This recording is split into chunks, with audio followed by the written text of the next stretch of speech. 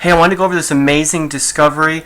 Apparently, there's been this recent discovery that's absolutely amazing, which is getting a lot of attention online, and a lot of people are really starting to get interested into it, is this new discovery that has been found within the last year or two, that early Christianity was having these mystical visionary rituals and these mystical visionary experiences of God and the divine, and how these experiences were being created has been a mystery for a really long time, and it has just been discovered, uncovered really, how these were being created. And I wanted to make a quick video. You guys can check the book out. It's called Gnostic Visions. It's written by a guy called Luke Myers, and I think it was written in 2011 or 2012. And basically the book shows evidence for plants in the Middle East that were used to create these visionary experiences. And basically in the book he talks about early Christian baptism rituals in which somebody was baptized and then they had a mystical experience, and for a long time nobody knew how are these visions being created. And this guy examines the most rare pieces of ancient artifacts that have been discovered to date and the writings, and he pieces together evidence that for the first time in history explains how these experiences were created. These visionary experiences, he says, were the same as ayahuasca. That's the visionary plant brew of the Amazon. But these were not the same plants. These people weren't going to the Amazon to get them. These plants grew in the Middle East. They grew in Egypt. They grew in Israel. They grew in the Sinai Peninsula. They grow all the way into Iran. In the book, he says that there was a plant called Pungenum hermala, which I'm showing you a picture of here. This plant has been used as an ancient medicine, very much just like ayahuasca is used in South America, to purge the body, to heal the body from parasites and from stomach ailments. And it was found in writings going back to the earliest recording writings of Mesopotamia and Babylon and Samaria.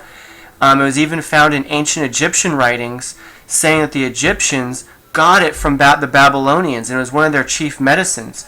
Not only that, but in the book, in Gnostic Visions, the author says that he found writings by this surviving Gnostic group called the Mandaeans, and these Mandaeans worship or follow John the Baptist as their last great prophet. So instead of following Jesus, they follow John the Baptist. But they only live in like Iraq and in the Middle East, and there's only about a few thousand of them, maybe 10, 20,000 of them left.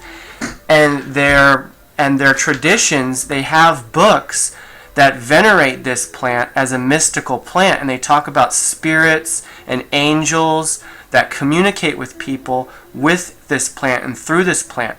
Not only that, but he talks about in this book that this plant, Pungenum hermala, has the same effects, the same chemicals as the ayahuasca vine, and it's the most sacred, magical plant of Islam and in the Middle East. Totally groundbreaking. But nobody's using it to create visions because Islam is so against that, such a taboo. But before Islam came, before Christianity, this plant was being used, and there's written evidence of it. Not only that, but there's evidence of the visions that were being created. We're talking ayahuasca-like experiences going back, that were taking place 2,000 years ago. Not only that, but early Christians were having these experiences.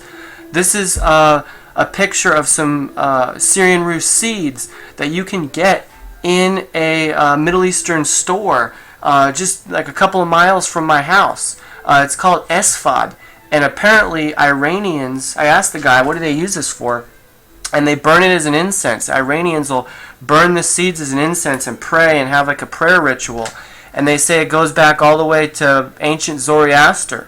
It's an ancient ritual before Islam.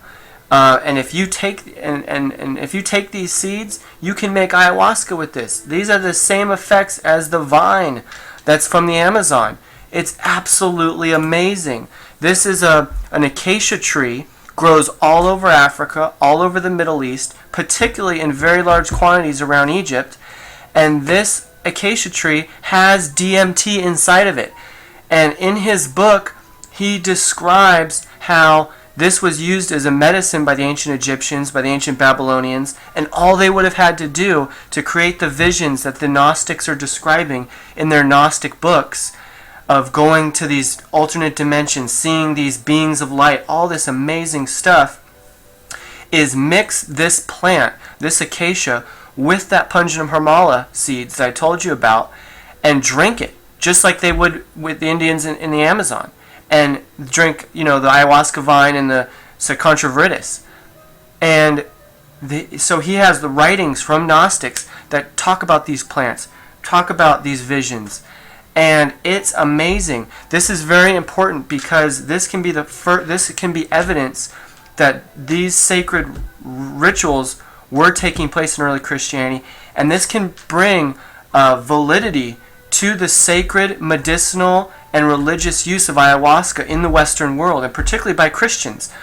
Christianity needs this. The Western world needs this. The plants are sacred. They are important.